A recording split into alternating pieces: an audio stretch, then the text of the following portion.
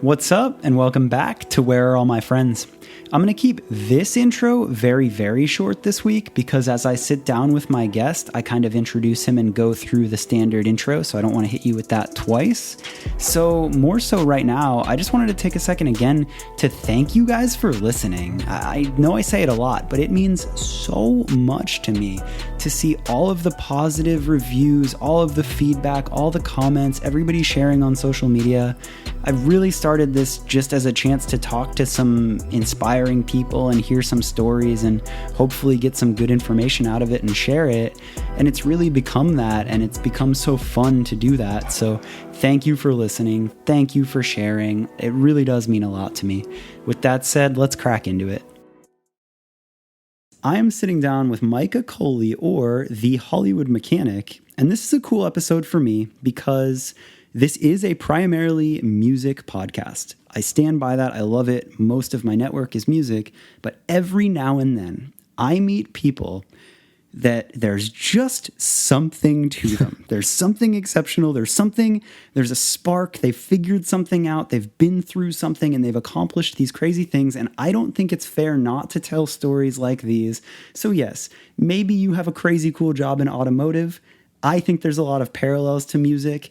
And just in the little bits that we've talked, I'm like, I need to hear this story. There's something special about this guy. So thank you for joining me. I'm glad it's not a vlog. Let's hear this story. Like beat purple right now. But I'm glad you think so. I'm glad I come across as someone that you enjoy hearing about. And hopefully something that comes out of this will be helpful for I think so. Like really, again, like we met at a spot called Race Service. You do some work with them. You do some great work with them. Great spot. I'm the lead technician or shop foreman, depending on which day it is for them. And it's amazing space. I mean, they've curated this like artistic cultural center that is centered around the automotive industry. But I think what makes them the most special is their attention to quality and just putting out a pure product. It feels bigger than automotive. And I think that people, myself not being in automotive and people, yourself being in it, we all acknowledge that. And, they'll throw parties and they'll have a band and they'll push they're just pushing the limits in any way they possibly can of culture. And I think that's very special and important. In a very high quality way. And if you're in Los Angeles and you don't know about Race Service, or if you're ever visiting, go on Wednesdays for coffee. Yes. The people that are there, you'll meet some of the most interesting and creative people. It's so inspiring. Not just in the automotive industry. I've met people from GoPro and absolutely. Here insane. We are because of that. Oh, of course. Yeah. So I think that's really special. And you're not limited to that. You have your own business. You are the Hollywood Mechanic completely outside of that. And again, this podcast is all about the entrepreneurial spirit and people that go out and do things on their own. So clearly you have done that. Yeah. And I know you're not from California. I know that you have it a lot. Just in the little bits we've talked, I know you have a lot that got you to where you're at now. And I feel like you've accomplished quite a lot and had some hardships. We talked a little bit about it, but I really want to hear that. And I know normally the format is talking about the come-up stories of music and all of those steps along the way. Obviously, my listeners don't know the automotive industry as well. Or for the ones that do, I'm sorry, we're not going to do that same approach. But what I think is important for me to share with your listeners is the fact that I came from a very dark place and overcame those things to become a very successful, very respected person in my industry in a very short amount of time. And how did I do that? Yeah, and I think that is universal. I think that's inspiring to anyone. It's universal. And I also think that it's insane to me the amount of things that people have to deal with. And I'll talk to so many people and I'll hear their stories and I'll hear these things that they've had to overcome. And I'm so inspired and amazed. So the more people hear that and the more that's put out into the world, I think the more people are inspired to not give up and to overcome these things and to go and live out dreams and do what they really are capable of doing. Well, as a technician, and this is not, I don't want to put myself in that box because it's something I've only been doing for like the past 5 years. And as an automotive technician, I was a reactor operator. I operated power plants, nuclear power plants before that. And, of course you did. Yeah, I was trained in the Navy when I was growing up, or start early in my education at the Naval Nuclear Power Training Command. And they taught me how to be an excellent electrician, a reactor operator, and understand the physics behind that, the chemistry of the waters and the metals that are used in these plants, and gave me a great base education, and also a determination to achieve what felt like was impossible at the time. And so because of that, though, I really have developed a good scientific process, or cause and effect observation on the world around me. And so I'm not a psychologist. And I don't claim to be, but I can tell you what I've seen from my experience, what I've tried, and the effects that those had in my life. And then I kind of developed my own little system to help myself. And that's what's so interesting. And I think that's why we connected at Race Service, because it wasn't us specifically talking about cars, but it was this mindset you had. And I remember like that day after I met you, like leaving, being so inspired, because I was like, what couldn't you look at and figure out? And I was inspired to look at life a little bit differently, where you put it so simply. And because of that training, or because whatever it is, we'll find out, however you view things is this very simplistic, like, okay, there's a solution. It can be figured out. This can be accomplished. You're always telling me, I watch your Instagram stories now, and you're making bolts and taking apart things and putting back together things that never should be able to come back together. And I think that is so universally interesting and inspiring and important in any industry, right? If you're able to reverse engineer, if you're able to look at and solve problems, you're gonna be good. Well, let's break it down to like as simply as I can. What I believe is amazing for someone to know how to do is to analyze a situation and have a bigger picture of that. That's how I approach my cars. Oftentimes there are these highly exotic Ferraris, Lamborghinis that it's very hard to come by information. You can't just YouTube how to do this. I was going to say, like... So I have to look at the system and see what is the purpose of the system? What does each component in the system do? What are the symptoms that we're having? And which is the most likely component in the system that is not doing its job? For instance, in a motor, your motor's overheating. I know that the coolant is what cools the motor. So I'm going to look at the cooling system and see, are the fans coming on? Is there flow through the system? Is there coolant in the system? So this comes from observing with a base knowledge what's going on. And I think that I'm so good at it because of the perspective that my life has given me to be creative with my approach and not be limited by one training that I've had or another. And again, that's so special, right? Like, because that's so universal.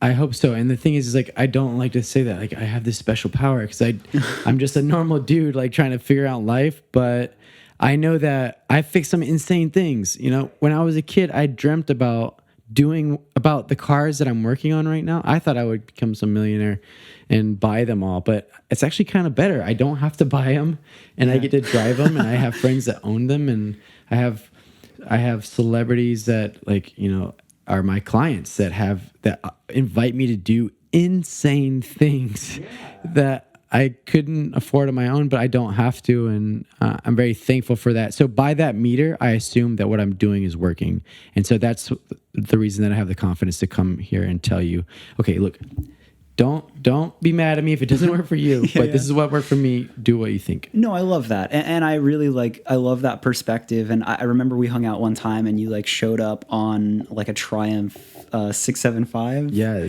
the triple. And I was like, damn, that's awesome. And you're, oh, it's not mine, but I can just go rip it around. And I'm like, bro, you're living the dream. You don't have to worry about like any maintenance or you know, like it's cool. If something breaks, they're going to pay me to fix it. Yeah. So I do think, like, again, you've gotten yourself in a position where a lot of the things that you have dreamt of have come true for you. And I've heard you tell me about that. And I think that that's really cool. Great. So I'm really curious to hear your story. This fulfills that part of what you need from me, and that it lets your audience know this is a guy you might want to listen to, right? Yeah, basically, this intro is us saying, hey, Micah's pretty accomplished, and even if you don't know the automotive industry, he's done very well in it, and that is an example that he has accomplished his goal in succeeding in an industry that he wants to be in. Right. And so let's go to the next phase. Let's talk about where I came from a little bit, just quickly, just so you know. I didn't have some like, oh, nice kid goes to college and learns about cars and then goes on. It was I went to a very dark place. I went to the very bottom, and had to overcome to get to where I am in the amount of time. That works perfectly with this podcast, because what I like to do is I like to kind of start, like, we've explained where you're at now, but take me back to your early days and tell me how you got to where you're at now. So I'm going to very briefly go through from my childhood to now. Sure. As a child, my dad actually had a master's in music. He was a music pastor. Oh, so cool. Kind of goes in line with your podcast. Can you play? Yeah, I play the piano and the trumpet and the guitar, but the piano is the only one that I've kept up with. You can still like rip and all that? I play regularly. I'm not amazing, although growing up I played by sight only, and my grandmother played by ear, and then she had a stroke a few years ago and is paralyzed. Someone said everybody can't do it anymore. And so I decided I want to learn to play by ear. And so I watched a ton of YouTube videos and I taught myself how to do improvisational piano. So now I can listen to a song and then we need to talk about that after. That's so inspiring. It's amazing. But I mean, anyone can do this. You just really, what's really important is you discover how you learn and then go about that. If you can figure out how to put information into your brain, you can do anything, That's powerful right there. That's crazy. So, all right. So take me back. Your father was in music. Yep. So he was a choir director. My mom was the pianist at the church. And so when I was 5 years old, they would go to choir practice on Sundays, and I would have a sitter, and then I would join them for the church service, the main service after choir practice. Yeah. And I had a sitter that was that was a great woman, but she became sick, and she referred someone from her poor neighborhood to watch me, and as a result of that, she abused me. I'd made a joke about some privates joke as little boys do, and she said, women don't have what you have. This is what we have, and this is what oral sex is. And so at 5 years old, it's a lot to handle. And of course she's saying, don't tell anyone about this. This is really special. It's our secret. And so I didn't tell anyone, but what I did do is go try to find other girls my age, or other girls to do this with. And eventually that led to me getting caught in a Christian. It seems like sexual abuse is like a big thing in the church, but it's crazy. Like, obviously, you just said that. I'm like, oh my fucking God. And it's one of those things where that is a real thing, right? You hear it in like news and movies and all that. And like, you're just saying that. And I'm like, holy shit. And like, I can only imagine what that'll do to a kid. One of the things that, you hear a lot, like you hear about these memes where a hot teacher abuses a boy, and, it just doesn't carry the same connotation as if a male teacher took advantage of some female student. Yeah. Just to be clear, everyone has their own perspective on life. Yeah. My perspective at this point was, I have this thing that's bad that I want really badly, more than anything, now that I'm exposed to it, but it's a bad thing. And now why am I doing this? Because no one else my age wants to do this, and I must be bad. And so it began this process of, you're not okay, you're not a good person, you're bad. And then my parents kind of sheltered me from females especially, so I'm not really understanding how to interact with females. And that's really crazy. That's really crazy that as a good kid, at 5 years old, you have no idea. Yeah. And then because of a terrible, literally, not my fault, just a terrible person being introduced to your life, doing a horrible thing to you. Yeah. As a kid, you don't know how to process it, and then you're growing up in a religious family. They don't know how to process it either. They don't know how to bring it right. This was before the internet. There was no what to do when your child is raped. And so what they did is go to a Christian counselor in the church who's like, oh well, he doesn't really seem to remember too many details about the original incident. So I say we just explain to him, that marriage is something that happens with sex. You have to wait till you're older, and we just reinforce positivity, and he'll forget about it eventually, and the symptoms will go away, which is obviously the wrong thing to do. But they're doing the best they could with what they had at the time. So they obviously loved you, but it was just this horrible thing. A horrible accident that happened. They didn't know how to. So they pulled me. I went to first grade, and then after that, they're like, "Okay, we think you need some help. So we're gonna homeschool you," which actually became great. I got a lot of personal attention. My mom quickly found out how I learned. I'm a visual learner. I write things down like 3 to 5 times, and then it just sticks. Wow. So that was one thing. I need to see it work. I need to take it apart, and then if I understand the reasoning behind it, then I got it. And so that helped me a lot in life. And she helped you find that. Yeah, and she would give me puzzles and encourage that part of my mind. I mean, I believe that we're born with certain things, where we evolve, where you get certain hereditary traits, but after that, you're basically clay that can be molded by your surroundings. And so thankfully, my mom put the ability to teach myself the drive to succeed and understand things, and so that began to blossom as I grew older. They decided after a few years that they wanted to move to Slovakia and be missionaries there, help children who were with dysfunctional families. We did that. Where were you growing up? We were in South Carolina before this, and then moved to Slovakia, which is Eastern Europe. Oh, so you moved with them? Yep, moved with them. I lived there for 5 years. And at what age did you move? Moved there when I was 9, moved back when I was 14, just about to turn 15, actually. And so that didn't help the depression thing, because I'm all of a sudden some outsider in another culture trying to fit in. And then when we moved back to the States, I was an outsider to my own country. So I definitely felt alone. Like there's nowhere that I'm home. The Slovak kids were like, "You're just some rich kid." American, we weren't rich, but it looked like it from their perspective. Dude. And the Americans were like, "You're just some weird kid from Slovakia." And so That's I would heavy. encourage anyone, though, out there to go learn another language or go visit another culture, especially a poor one. Like if you just go to Paris and London, you're kind of going to westernized places. And it's cool. You see little cultural, we got fresh cheese and wine for lunch or whatever. Yeah. But if you go to a poor place, you'll see people that have nothing and don't care. They're happy. Yeah. They work hard. They play hard. They know who they are. I mean, I'm sure now with Instagram being there, it's changed a little bit, but that's what I remember. What I'm taking away is just like, dude, by the time you're 14, you have experienced more life than some people have ever experienced.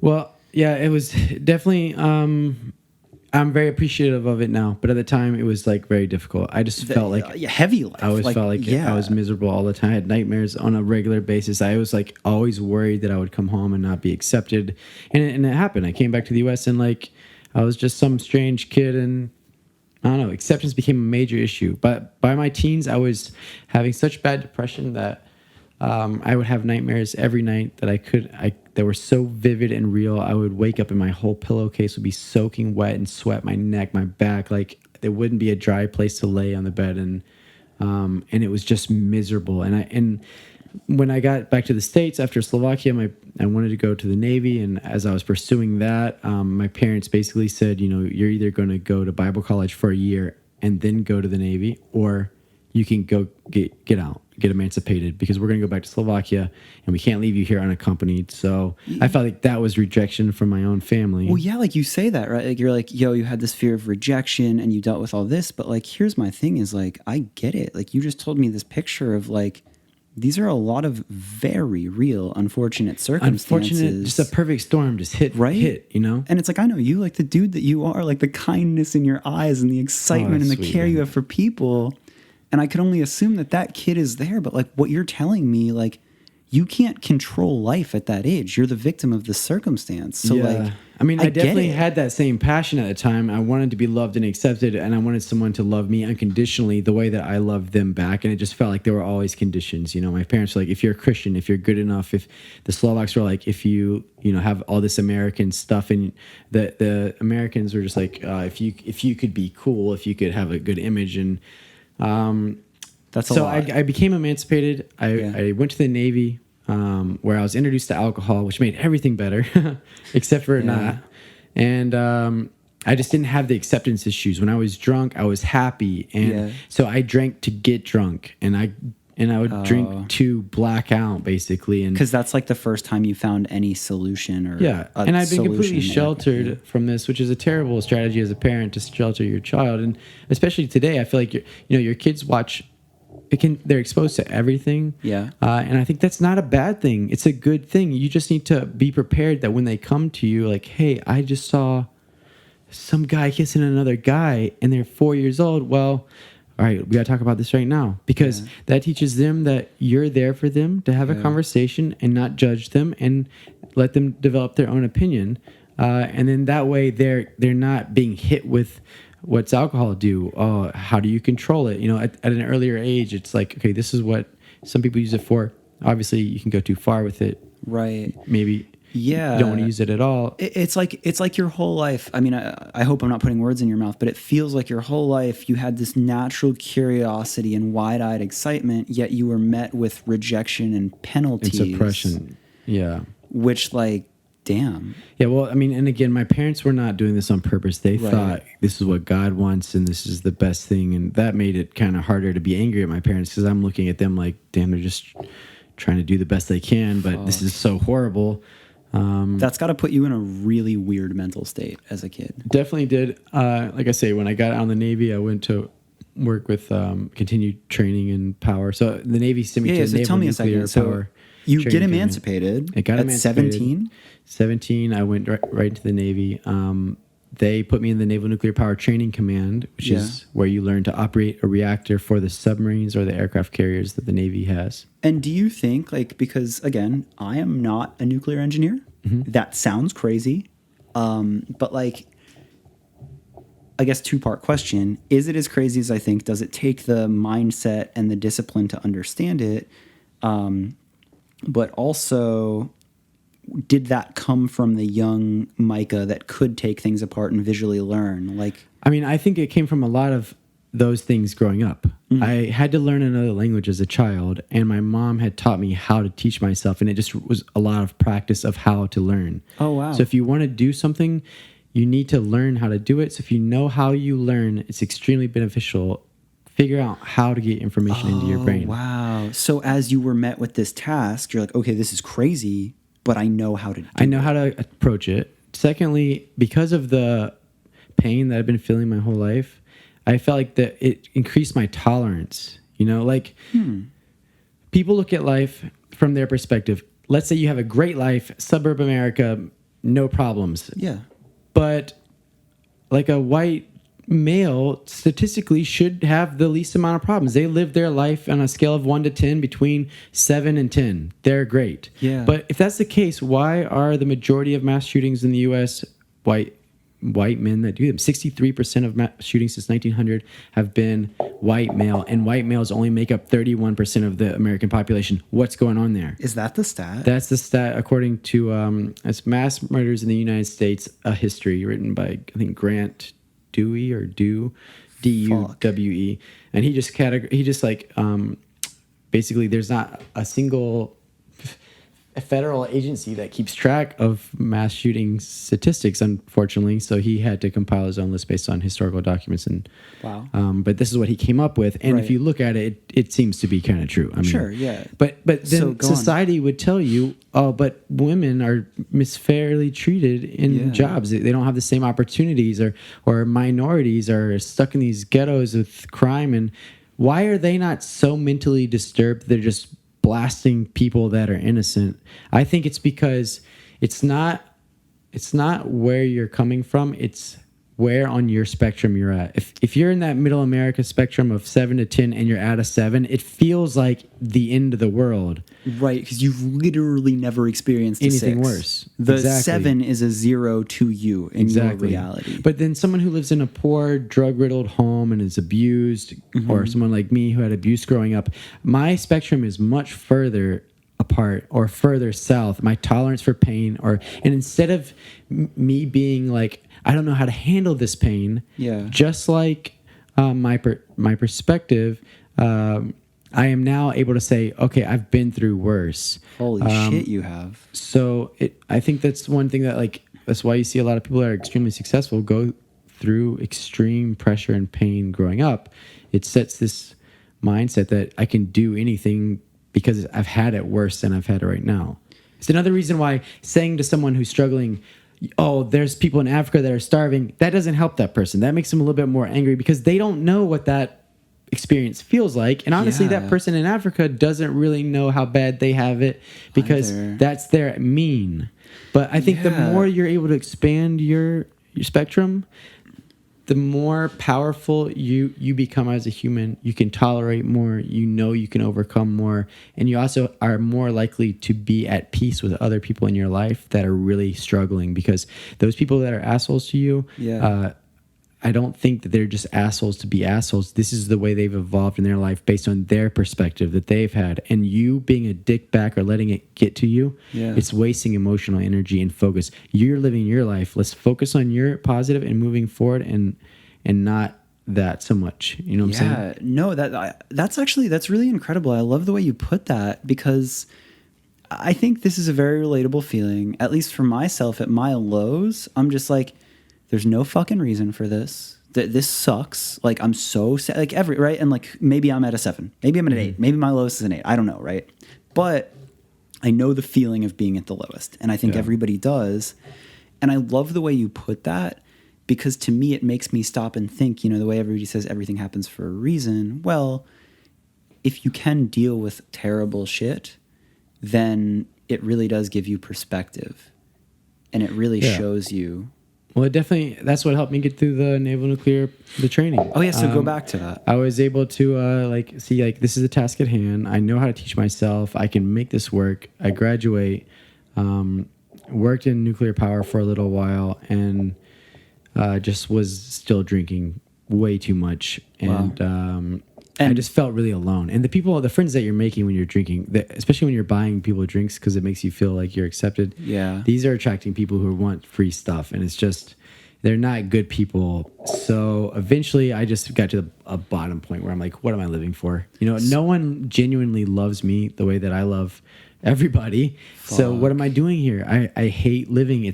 To me, it was unbearable. So basically, the pain that you had as a kid did not go away. You were at this point just masking it with alcohol. I mean, it's so easy to even get worse. There's I would just sit there and listen to Eminem, not that I love Eminem's music. It has its time and place, though. Yeah. It's so easy to sit there and just drown in your own misery, putting Evanescence or some sad songs on, and you develop a comfort, that's your comfort, your safe space. So it's hard to break out of that. Wow. And so I didn't. Eventually I got to where I was just like, I want to die. Whoa. And so I decided that I was going to kill myself, and I wanted to die, not so I could do it and then still apologize for what I had done and make peace with myself before I died. So I chose to drink antifreeze. So I went back to a car thing for some reason. I don't know, but jeez. And then I drank alcohol until I passed out, thinking that I would never wake up. But alcohol kind of stops the effects of ethylene glycol. It blocks your kidney from being able to receive it until the kidneys process the alcohol and the sugar in that first. So it actually extended my life there for 3 days. I was like, do you remember any of that? I remember waking up at one point. I was pretty early in this, why am I not dead yet? I had the worst headache I've ever had in my life. I tried to stand up, and I'm extremely dizzy. I fell. I couldn't throw up, and I wanted to, and I was just like, just go back to sleep, and this will be over soon. Oh, my God. And fortunately, my mom was trying to get a hold of me, and people you're not going to work. What's going on? That she was able to get to me and get me to the hospital, where they started me on dialysis almost immediately. And after 7 days of treatment and 10 total days in the hospital, my kidneys began to function again. And so, yeah, thank God. I mean, that's a terrible thing to do to your mother, too, to have her find you like this. And no one knew what had happened at that point. They started doing blood tests and said, hey, he has 0 kidney function. Dude. And they started treating me for that. And then at that point, my ex-girlfriend knew she found an empty bottle of antifreeze in her garage that I'd used for some work that I'd done to her car recently. And she's like, I don't know if he's poisoned himself. because she introduced me to this concept. She used to watch Forensic Files, and all these wives would kill their husbands with antifreeze. So she's like, I think there's an empty bottle of antifreeze here. He left all depressed, and now he's almost dead. So, because I didn't want to tell him, I just wanted it to be over. At this point, obviously, it was beyond that, and it's so heavy. Like, it's so crazy to hear you, because I see the person you are now. That's why, right? Like, I look at you now. Cool. And I look at like the bright energy you have and how good you are. So for you to tell me this and to hear all of this and be like, bro, like, I get it. Like, sometimes people grow up poor. Like, sometimes like they're bullied a lot, but like that's some legitimate heavy shit to go through. Well, I hope that this just proves a point that as far as down as I was, you can come back from that, you know, and that's it's never too late. And also, if you're hurting inside, this is not okay. This is not normal, because I didn't realize this is not normal, and I felt a lot of pain and struggle. I felt alone. Yeah, like, I mean, you got to the point where you're just masking it with alcohol this whole time. Yeah. You wanted to be accepted. You didn't know why. I get it. Yeah. So what changed? So after that, I got in the hospital. My cousin, she had left our Christian family as well, and she's like, "Hey, come spend some time with me. I found this like Cali love, this California love. Like, just come be here." And she truly loved me. Unconditionally. No, like, you have to be good enough for this. No punishment. I would do things I would get drunk and do stupid things, and she wasn't afraid to tell me, like, hey, Micah, you know, you did this, and that kind of, why'd you do that? You know, it hurt some of us, but she never like held it against me. Like, I'm not friends with you anymore. She still always was there for me. Yeah. And a couple other people came into my life that were also like that I respected, that just treated me with love. And I remember thinking, wow, these people must really like me, because I'm pretty terrible, and they stick by my side, and I like them. I see a lot of good in them. They must see good in me. Dude, you know? That is so powerful to hear that, though, right? Like, I mean, you just painted me the picture that I not that I relate in the sense that I had that happen, but you painted a picture where I understand that kid. And for you to go from that low to then find people who just loved you and accepted you, like, wow. And that's so important. I mean, they say love solves everything, and I think that kind of gets lost in this like hippie mantra, like kind of a lot of people in business maybe don't take seriously, but seriously, if someone's struggling, telling them you drink too much, that does not help them. Yeah. You're pushing them, and if you're walking in a direction and I push you from behind, you're going to resist me even though you're already going that direction. Like, pushing someone is not really, or at least for me, it wasn't the way to go. Yeah. But having someone that I could see, damn, I'm hurting them, and they just still love me, and man, what can I do to be like that? You know.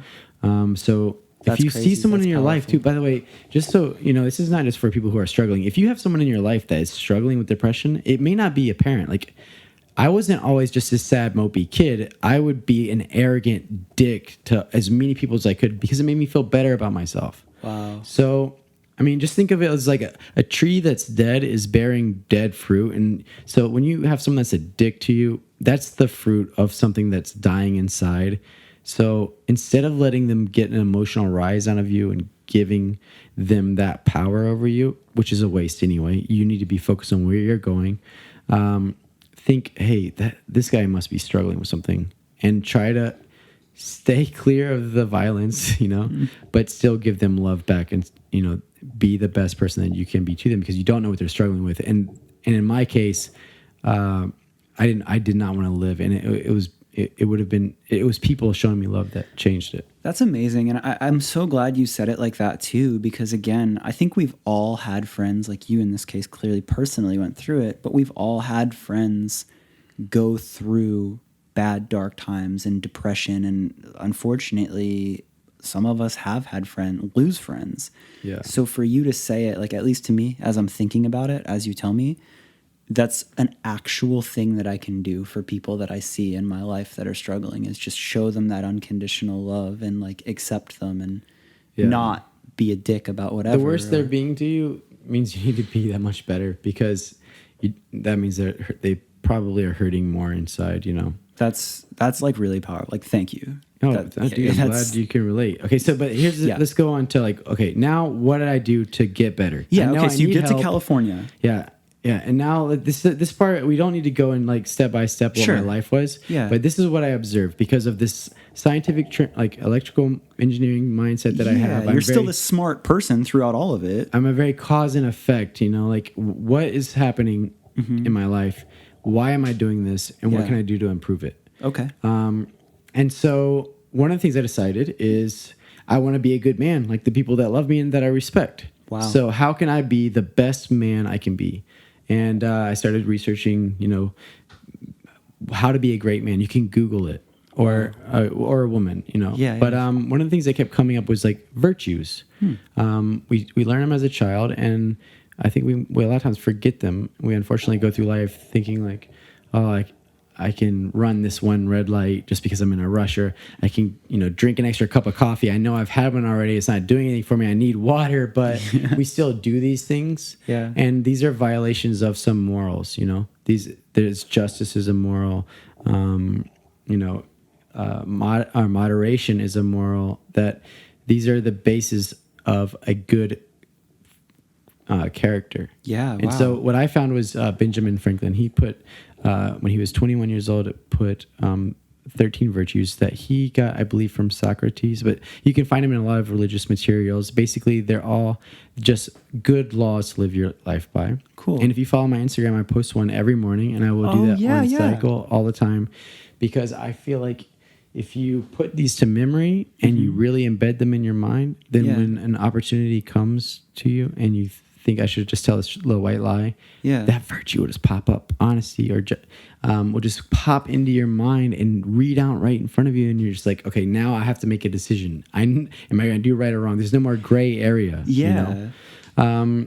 So I got these virtues, and then I had another friend that was trying to get me to meditate and like clear my mind. And so I was like, all right, I'm going to try this and see if this works. Everyone from like Alcoholics Anonymous, all these programs would say this is a good way to get your stuff together. So I started trying that, but I had all these thoughts that just kept bombarding me. Like, you know, you're behind on your rent. You know, you owe this guy this, or you broke this, or you failed in this area. And I was just like, shut up. I want to get back to center. Yeah, that's how I feel. Is like sometimes people be like, oh, meditation, that's cheesy. I don't even care. Like, I think it's sick. Like I hear people talk about it. I'm like, that's sick. But all too often I'll start to do it, and then it's just those thoughts. So that's crazy you say that. Well, from an electrical standpoint, right? I think that it comes to aligning your energy with what you want. And that's what meditation really does. It starts to align your personal energy for your goals. Okay. And Einstein is one of my heroes, and he believed this as well, this law of attraction. He said, the imagination is the greatest thing. It is the mind foreseeing what is to come. So he believed in this goal setting and meditating and visualizing and making it happen. And if you think about it, I mean, on an atomic level, we are atoms that have electrons and protons in their magnetic fields and the electrical power there that hold us together. And electrical energy is everywhere around us. And to me, on a scientific level, it just makes sense. Align your electrical frequency with what you want, and it's going to come to you. I mean, this is not a religious thing to me. It's a scientific, let's experiment with this and see what happens. But the problem, like I said, is I couldn't get my mind clear. Right. So I had to determine how to do that. And the way I did it is I took something from religion, which was prayer. And what prayer really is, I think, is you acknowledging things in your life that maybe you tried to suppress. Like when you run that red light or you cut someone off, you go, oh, it's okay. This one, so it's okay. And you push down this inner subconscious, this inner voice that is like, hey, that's wrong, bro. What are you doing? You're like, no, it's okay. Sleeping in, eating junk food. You start to mute that, and eventually it becomes muted in areas you really need it.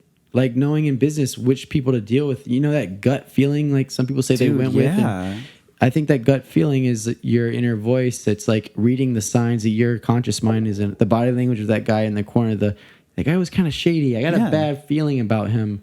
If you're blocking that out a lot, then you're going to miss out. So what I decided to do was to do a prayer.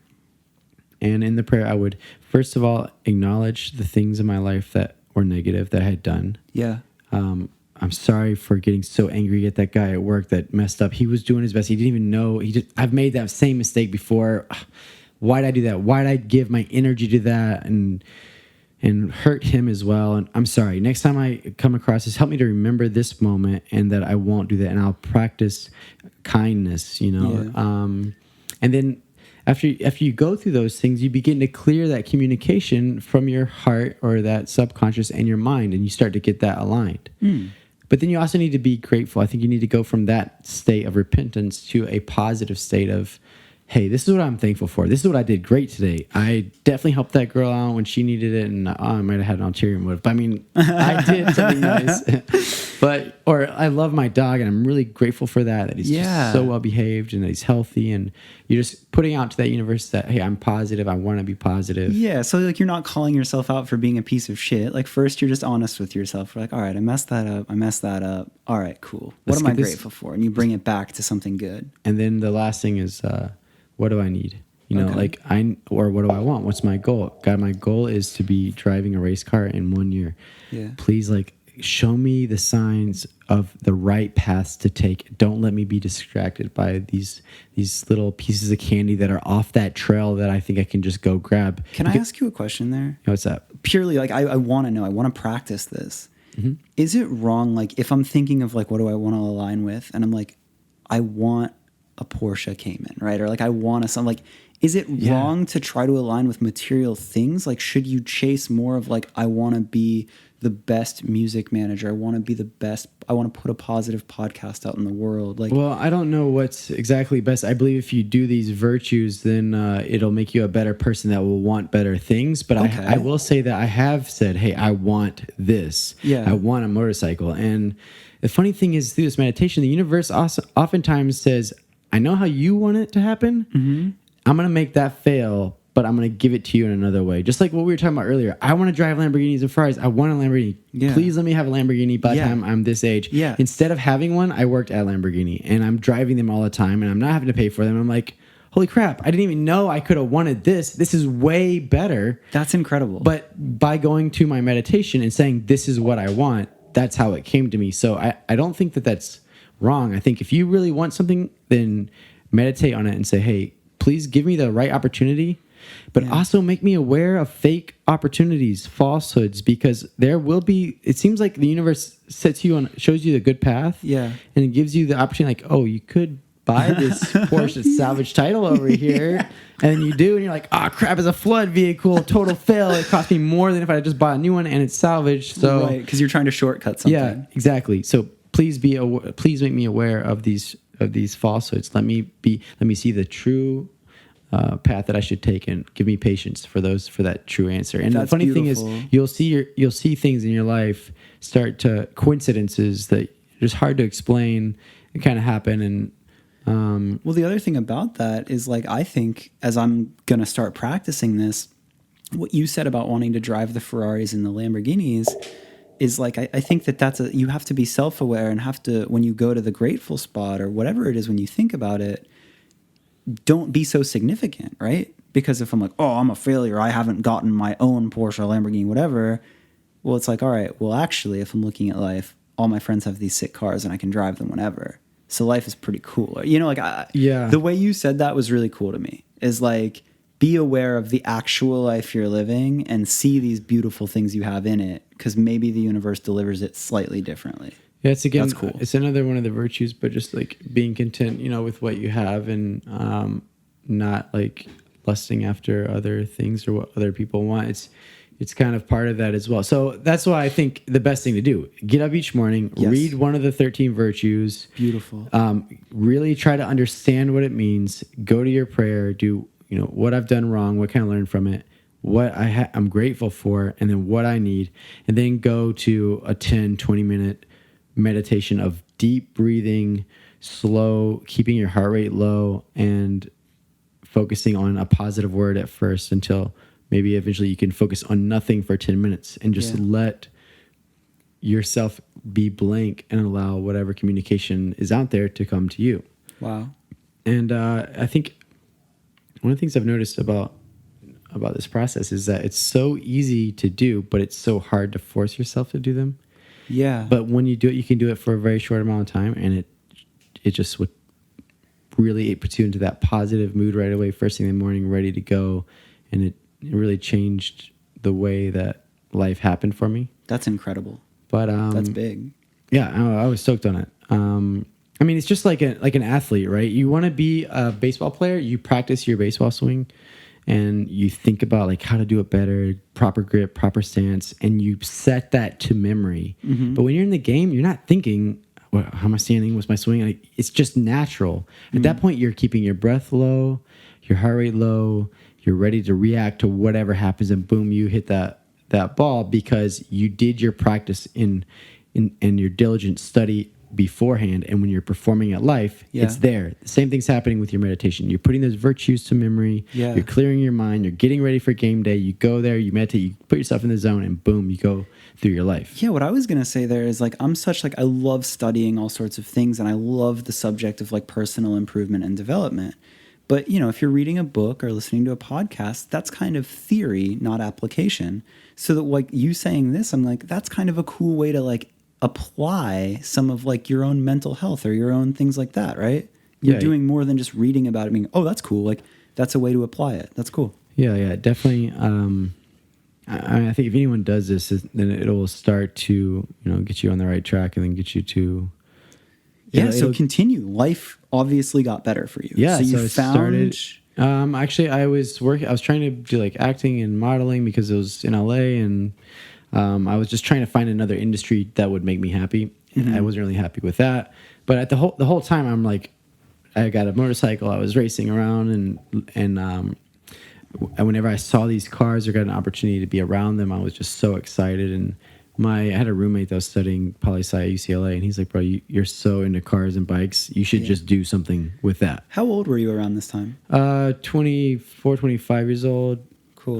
That I started. I mean, it's cool to hear that, right? Because like I feel like a lot of people in their 20s and all sorts of ages still are always struggling with what to do. Yeah. So, yeah. Well, I mean, I think one of the things with that is like if you don't know what to do, find out what you're good at, what you enjoy doing. Like I was really good at math and puzzles, and being a mechanic is a big puzzle and a lot of science, so it was kind of right up my alley. So, and because I loved cars and bikes, it was like something I was passionate about. It wasn't a job. So when your buddy brought it up, you're like, all right, this actually checks a lot of boxes. Well, it's something, it didn't make sense to me at first. I'm like, I could never be a race driver, and I don't want to be a mechanic. Like, that's not like what comes to your mind.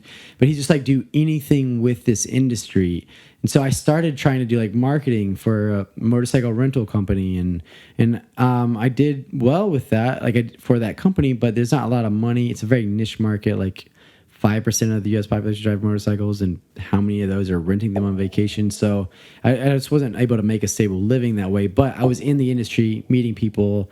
The bikes that he owned, he asked if I could help him maintain them, and I had a little bit of knowledge from the Navy on how to, oils and lubrication worked. And also, I was an electrical diagnostic master, so I could fix any check engine light. Basically, after I was able to see what the codes were, I was able to test components and sensors. You were able to learn, you learned all the basics of studying and all of that, so you could apply it, and you had a core of that specific application. And I think that's what an engineering mind really does. Like, when you learn how a system works, you can go to another industry and see, okay, what are the positives here? Where are the losses? How do we overcome those losses? So for me as an electrician, I would look at electrical diagrams and see what purposes were. And I knew heat was a bad thing. I knew conductivity needed to be optimal for things to work. But then when I went to motorcycles, I was like, okay, now I'm looking at a lubrication system. How does this work? Obviously, it's trying to remove the heat from the motor, but it also serves a purpose in actuating certain things by the pressure of it. So I would kind of look at okay, what's each component in the system do? Wow. And what's not working. And then, so I slowly started to become a self-taught mechanic. Cool. After working with that company for a short while, I started putting ads on Craigslist to be a mechanic. Wow. Because I was desperate for some income. I was very low on money. I had a car that barely ran. And so that wasn't I'm trying to live the dream. That was purely I'm good at this and I need to make some money. Yeah, exactly. Okay. And people in Inglewood started answering my calls because that's who looks or answering my ads, that's who looks for Craigslist mechanics. It's kind of like mobile mechanic or work. people that like can't afford to go get it repaired, you know. Oh wow, yeah. Or tow their car somewhere. So I would go down there, and that's where the name Hollywood Mechanic came from. I would show up, and they'd be like, "Oh, what up, Hollywood? What you gonna do? You gonna fix my shit? You don't know."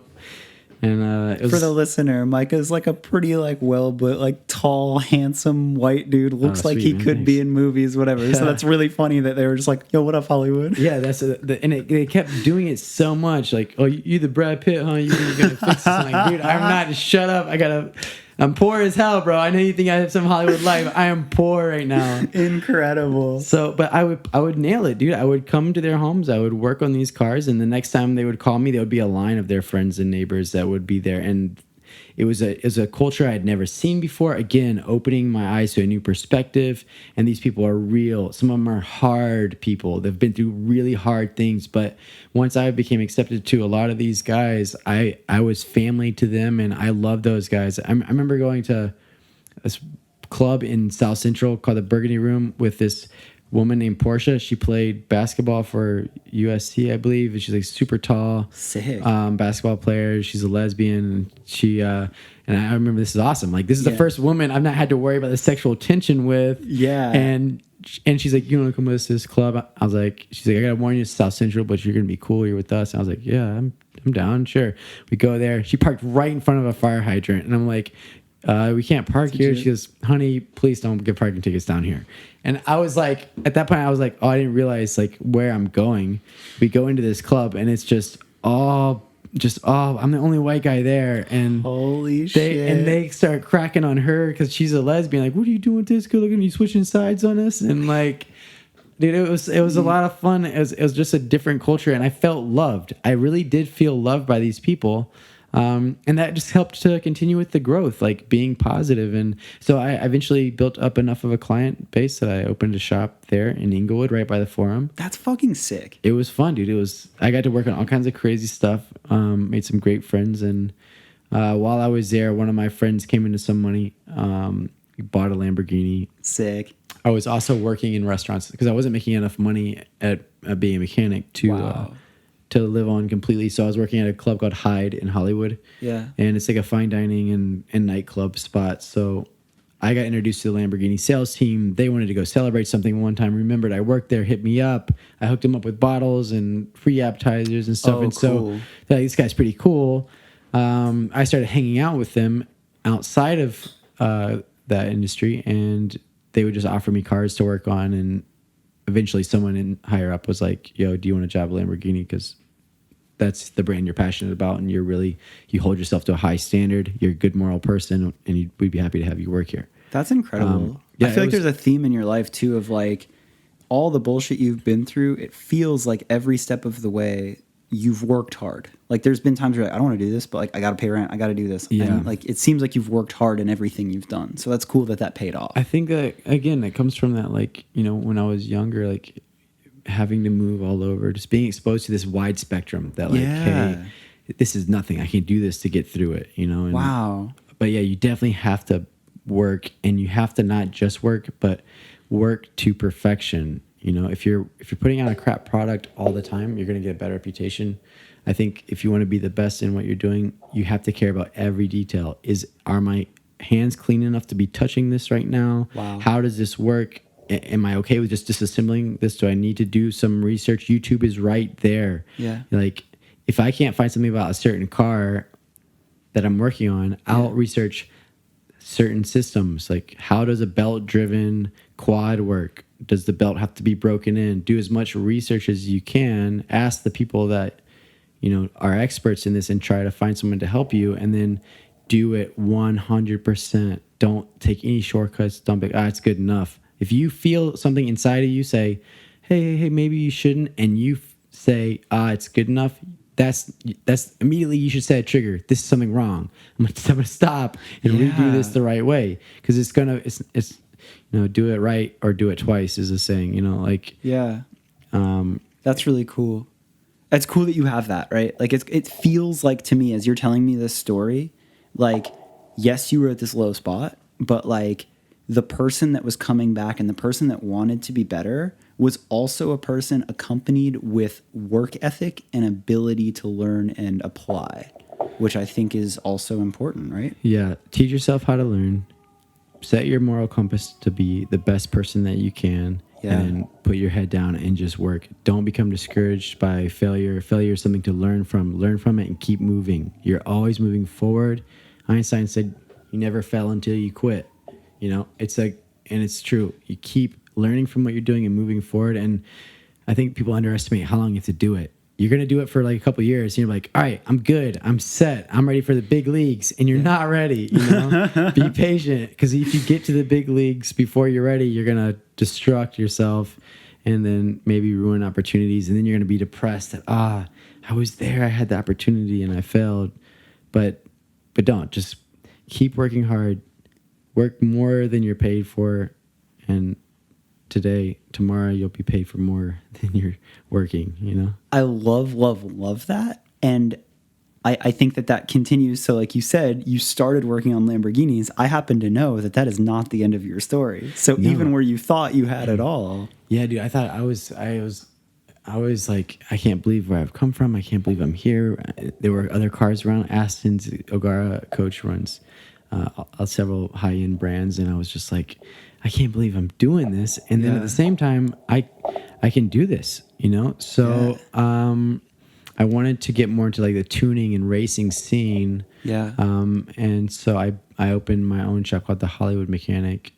And I knew that I could work on these cars. So I started trying to attain those clients. And it was hard at first because the people that would come to me with a Lamborghini at first couldn't afford the dealer. So they're the people who had like low income, that they saved up for this Lamborghini and now it's starting to fail and they don't have the money to fix it. So it was kind of difficult at first. Oh, that's really interesting. I never thought about that, right? Because you have the clientele that buys them new and it's under warranty, or they're coming in and they're balling, and I'm sure they do everything at the dealer. Yeah. But then you have the people that are like, yo, when I grow up, I'm getting a Lamborghini, and they buy it too soon, and then they're like, oh, fuck. Yeah. I had one kid, he's like, I want to buy this Porsche. It's a 911 Carrera S. And I was like, it's gorgeous, 27,000 miles, but salvage title. And he had hired me to do a pre-purchase inspection. And I tell all my clients before we get there, I meet them ahead of time. I'm like, listen, whatever I tell you, listen to. There's a reason for it. Yeah. You don't own this car. This is not your car. There are plenty of other opportunities. Yeah. You hear me? They've made a lot of every single car you're looking at. Great. Then we go in there, and then every time, if there's a reason, I say no. Like, well, how much could you discount it so that we could fix that? Nothing. Bro, this car is a flood car. It is done. Well, what if you just cleaned everything up? And I was like, bro, you've got 27 check engine codes and airbag lights right now. And the problem with being a flood car is every electrical connection in this car has corrosion on it. So if we fix everything today, in 2 days, you may have another problem. In 6 months, you may have another problem. And it may be something catastrophic, so just not worth it. Yeah. But then he goes and buys the car anyway. Yeah. And I'm forced to sit there and figure out how to make it work. And so you dealt with a lot of that when you opened a lot of that Mechanic. At first, and then I got ripped off. I had a guy bring a Bentley in. I took the entire dash apart, seats and everything to get to this airbag control module. Replaced it, got everything fixed, and then his check. He put a stop payment on check because he just didn't have the money to pay. And so that's like a week's worth of work, and I'm out $3,000 and. When you have a business that's barely staying afloat, you're trying to pay off loans. It's like, what do I do now? But and it's just you. Yeah. So it's kind of hard as a sole owner operator. You've got to like do the estimates, get the work, do the marketing, order the parts, then do the work, and then make up the invoice, do the taxes, and it's a lot. But the thing is, like I say, with that spectrum I had from the Navy, from nuclear power school, from the hardships I had growing up, I learned like I can stay awake for 48 hours and work straight if I have to. This is not something that I want to do. It's not healthy to do, but if I have to, I can. If I'm extremely cold, I can turn that off. I can acknowledge that feeling and turn that off and be like, you know, it's okay. I can get through this. If I am in a lot of pain, I've been in massive amounts of pain before, and every time you go through something painful, I feel like you're just like more able the next time to say, I acknowledge this pain and now I'm going to deal with it and continue pushing on and doing what I have to do. Yeah. And so that's something that I think helped me with the businesses, that I knew, like, if I want to get somewhere, then damn, this guy screwed me for $3,000, but I gotta pay bills, so we gotta get out there and find the business and then make it happen. And then next time, I'm never taking a check again. Yeah. So you learn. You just keep learning. Every failure is not a failure if you don't quit. It's a learning experience. And again, I go to my meditation and I'm like, I took a check from a guy and it sucks, and I'm sorry, what am I going to do next time? I'm not going to take a check. I'm going to make sure that they put a deposit up front, pay for parts, and then take the final payment before I release the car. And I'm just thankful that I didn't get hurt and that the car is fine. And what do I need? I need more money. I need to get rent. So I need business. So please send something my way. And then go to meditation and seem to open doors. It was insane.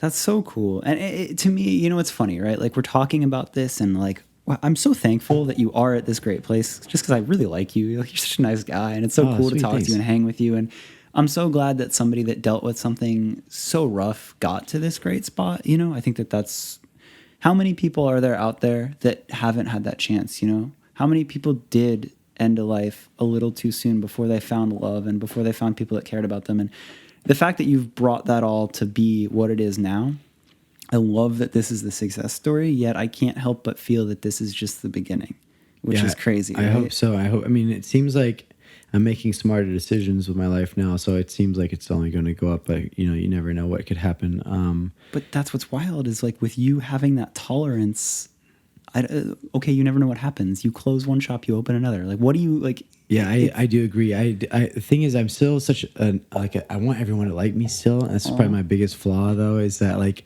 I go into situations like, what do you want from me? Let me be that. And I'm getting better with the meditation of like, no, I am on my path and this is where I'm going, and I'm happy to help you, but I have to continue on my path. Yeah. But I do, whenever I get to a problem, I do have this like memory of like, bro, you know what you've done so far? Like, this is nothing, dude. You can figure it out. Make it work. That's what's so inspiring. That's what's so cool. Well, that's cool. I'm glad. I really hope that it's something that can translate, especially if you know someone that's hurting, you know, it's like depression. Even if you think you've got a great life, like celebrities that are just addicted to drugs and they're in this yes man zone. Like, you think you're so irresponsible. How are you not happy? You have everything. It doesn't matter. Their perspective tells them they're in the worst place possible.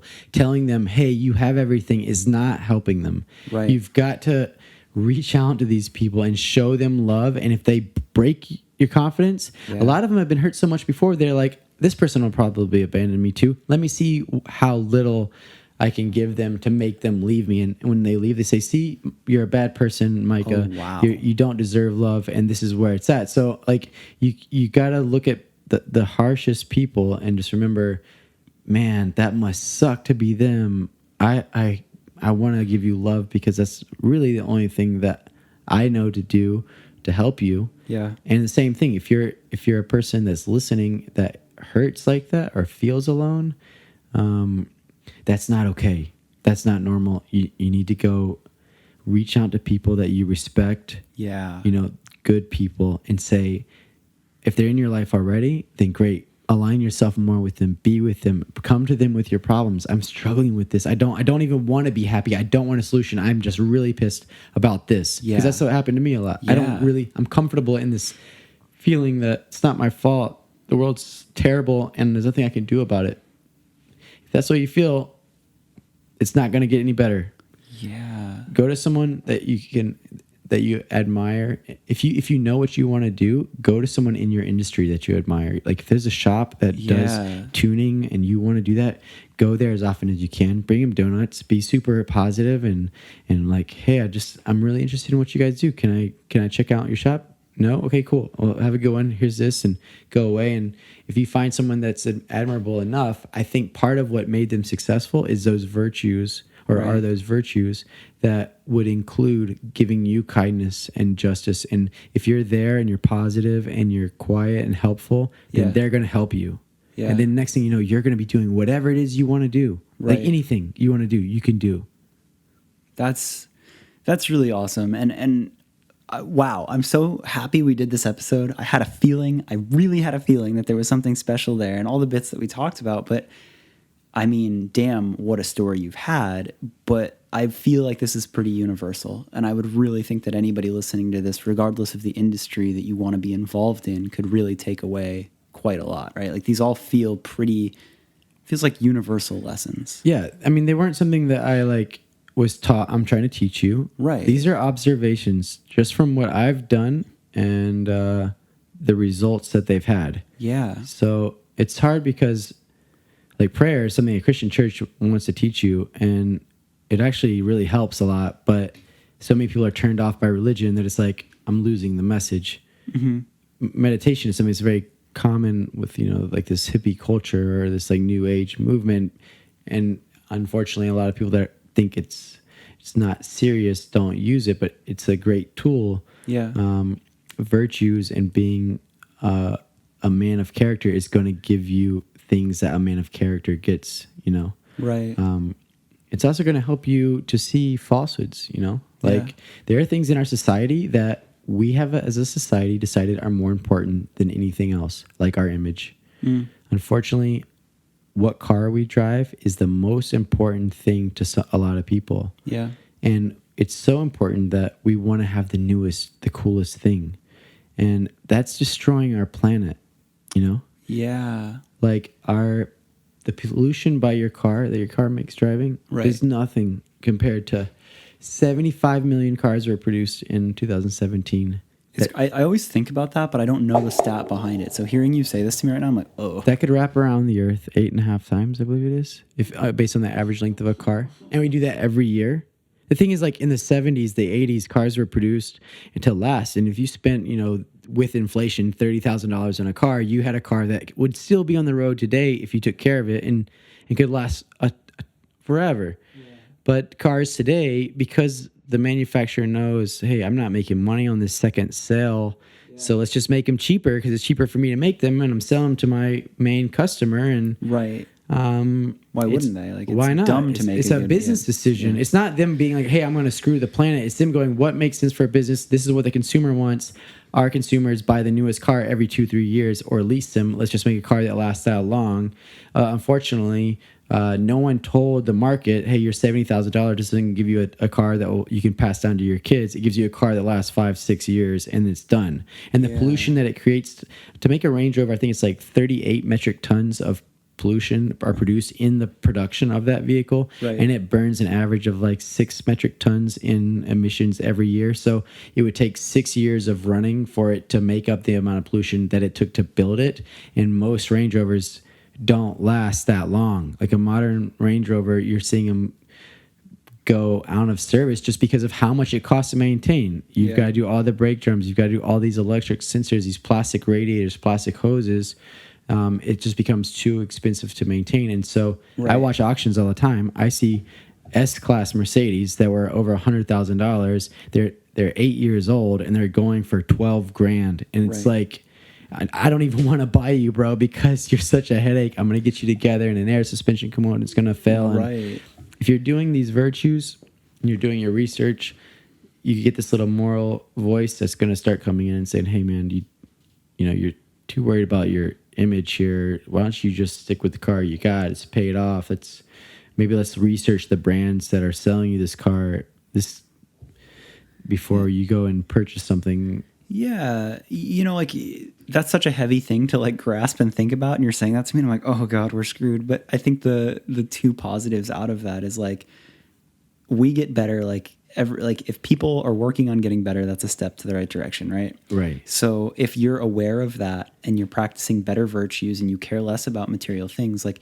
capitalism isn't going to stop. People aren't going to stop. Like it's not the brand's fault that you want the new cool thing. You have to stop wanting it, or you have to demand a better product. Exactly. So I love that. And we've talked about that a little bit. And I think the other side of that too is, okay, so on a consumer level, you can stop that by having better virtues and better values of what you care about. But then as your product, as the person that you are and what you put out, I think it's also pretty special to think about the other side of say, okay, well, this is fucked. This situation is fucked. That's right. That's great. That's a great observation, man. How can I do something about it? And it's like, we talk about this too, is like quality, right? Like really like do it once and do it right. Take pride in your craft, take pride in what you're putting out. Because if you start putting out lasting products, if you start inspiring people to put out a lasting product, this gets better. Yeah, and people want your product more. That's a sad thing. Yeah.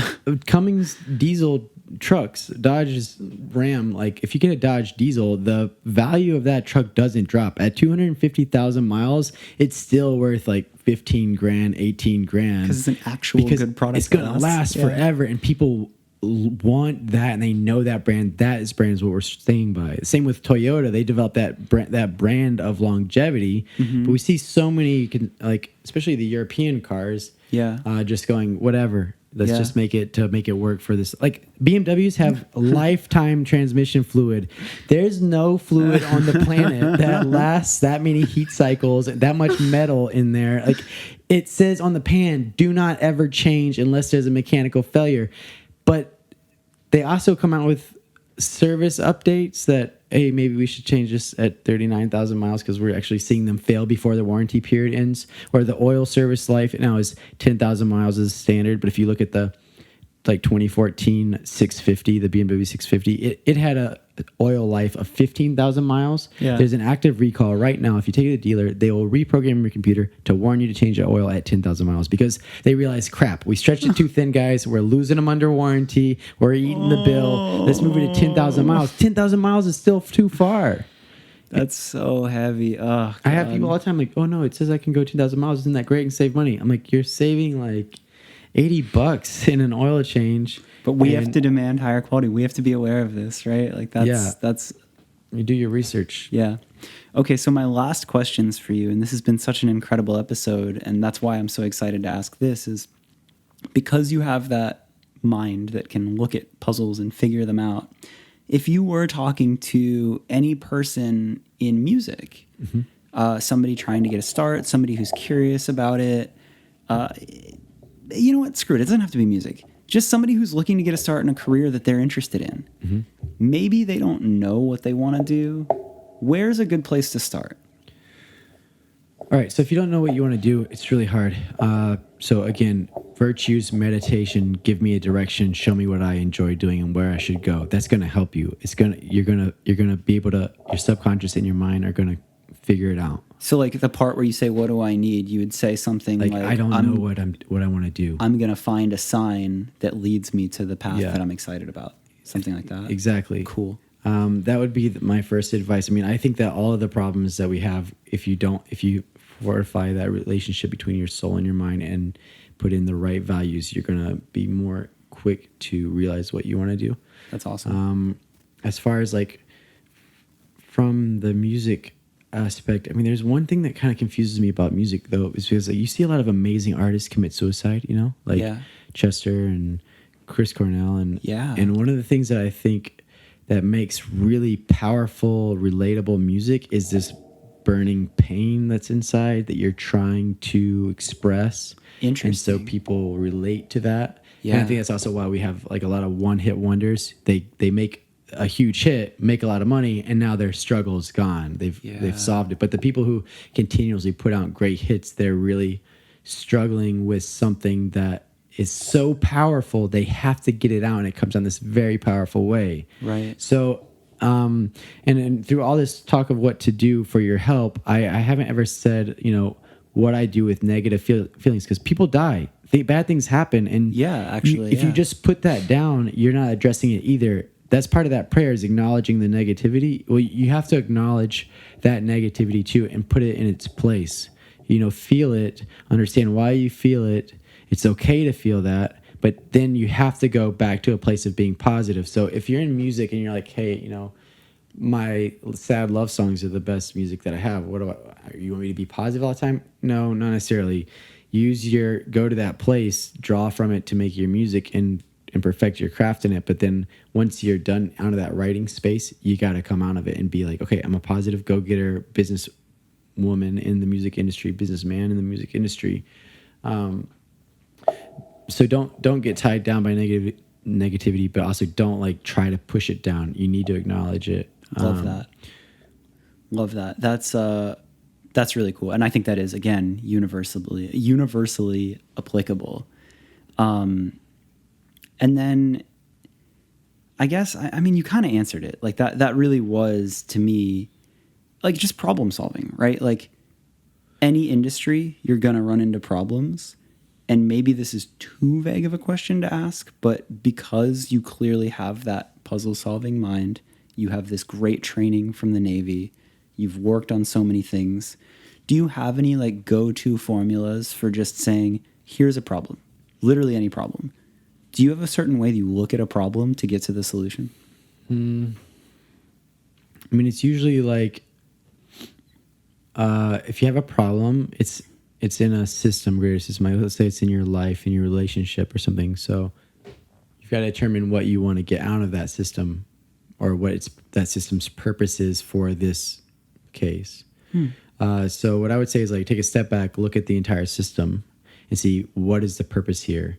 All right, now we're going to go into what the problem is, and say, okay, there's obviously a malfunction in a component of this system. What does each component in the system do? And then which one of those functions is not being provided, causing the problem? You know what I'm saying? So I'm trying to think of a good example where like it's something not mechanical at all. It's hard with people in relationships because there's an emotional factor there that you can't really apply logic to. But I will say, you don't have enough money to move to the city you want to move to. Okay, so you're looking at your financial system. Yeah. You've got ins and outs. You've got expenses. You've got things that you do for pleasure, and you've got income, right? So what you've got to start doing is looking at like how to limit your expenses. Like if you're not cooking your own food, you should be, because it's way healthier. You'll be more productive, and also it's way cheaper. So like kind of look at like analyze your bank statement for a month to see where did I spend a majority of my money. There's apps that will help you with this. Yeah. And then let's see if we can cut those down. Can I cut coffee down to a once a week thing instead of an everyday thing? Yeah. And then also, where am I getting my money in at? How could I expedite that? You know, I'm driving all the way across town to a job. Really, this job is not my end goal. So who cares? Like, honestly, who gives a crap? If you work at a restaurant because you're trying to get somewhere and you're driving 20 minutes away, start applying to restaurants right by your house and quit that place. Interesting. You know, like you've got to look at like because that would show up on your bank statement as well. I'm spending money on gas. This is a high cost. How do I limit that? Right. So you're looking at the system. You're looking always looking at the system. You have the bank statement, right? That's your meter for that specific problem. For financial and then you're system. looking at what's causing. Oh, that's a lot of money. So that represents a bigger problem, a bigger loss. And then how you can analyze that and what make are you it more trying? efficient? That's cool. But if it's like relationships again, like this is hard because that's tough. I thought people are cause and effect. You're doing this to me because you have a motive. But the thing is like a lot of people don't realize what they're doing. My buddy Spencer Cannon was the first one to point it out to me because I was like frustrated over this girl that I really liked, and I was like, I can't tell if she's using me, like if she's just flirting with me to get what she wants, or if she really genuinely likes me, because it's you know, I'm over analyzing, of course. Yeah. And he said, Micah, what you need to realize is most people, they don't consciously think I'm going to go get something from that guy. What if she thinks that guy is pretty cool? He's an awesome dude. And I really like him, but he has something that I need. I'm gonna go hang out with this guy, and then wow, I'm getting what I need now. I'm getting the attention that I need, or the validation that I need, or he's paying for my dinners, or. But then after you get what you need from that person, maybe they realize like, oh, you're actually not the right person for me, and I don't want to be with you anymore, and they break up with you or they leave you alone. And that person never thought, I need money for food tonight. I'm going to go to that guy. He's going to buy me dinner, and then I'm done. But at the same time, she did that. And it's because her entire life, if she needed something, she batted her eyes, was super sweet, held onto your arm. It made her feel a little bit better, and it made you feel amazing. So why not do this? It makes the guys feel amazing, and oh, crap, it just didn't work out. I'm going to go away. Yeah. So with that, logic doesn't work as much. You just got to, like I say, be focused on you, doing the best you can, and give love to everyone. But just you'll see the good people will start making themselves readily available, and as you see that and you know who you can trust, and start ditching the friends that aren't that and going for those friends, you know. I'm not saying like say, hey, you're crap, get out of here. I'm just saying like, no, okay, I get that. Start limiting your time with those weaker, and then start as you start to elevate yourself, start to give that love to those people that need it, because that's awesome. Yeah. And that was those last two. That was kind of bonus round. That was me just being like, dude, I really love your line of thought. And like so selfishly being like, how can I apply this to my things too? Because he's so smart. But thank you, dude. I feel so great about that episode. And again, like it's kind of rare for me to have somebody that's outside of music. But I felt like there was something about you in the way that your story, and good God, did you have a story? Dude, it's a little bit intense. I'm sorry. Like, I know it can be a lot to process at once, but it's a genuine thing. I'm very happy. I can't believe where I'm at. I'm still very much. I still deal with those feelings of depression occasionally and loneliness. It's difficult, but at the same time, I have so many real, genuine friends, and so many people that like call me like, "Hey, I have a serious problem. I need you," and it's very rewarding. I think if I just, like I say, stay on my grind, then everything will work out on in its own time. It's cool to even hear you say that, right? Because like from afar, I could look at you and be like, dude, he's got it all sorted. But like you're still here saying like, yes, I've gotten this much further and things are good. I still don't always have it figured out, but I know I will. Yeah, definitely. I mean, I definitely don't have things figured out. If anybody like ever is like struggling with anything, especially depression, just please reach out to me through the Hollywood Mechanic, or however you can, if you know another way, because I love being able to share this with people, and it adds value to my life just to be able to like be there, and also like it's just a tragic thing that we only get this one life, and if you're living it the whole time miserable and in pain, and that's the worst tragedy. Yeah, I love that. Like that's a really beautiful way to end it, or to end the episode. So thank you. And thank you for being there for people. And I really hope that this story, I feel like it will really inspire some people and show them that things get better. Sweet. I hope so. Thank you, dude. Thank you. For sure, brother. Thanks for having me on. Thank you. For sure, brother. Thanks for having me on. Thank for you. sure, brother. Thanks for having me on. Thank for you. sure, brother. Thanks for having me on. Thank for you. sure, brother. Thanks for having me on. Thank for you. sure, brother. Thanks for having me on. Thank for you. sure, brother. Thanks for having me on. Thank for you. sure, brother. Thanks for having me on. Thank for you. sure, brother. Thanks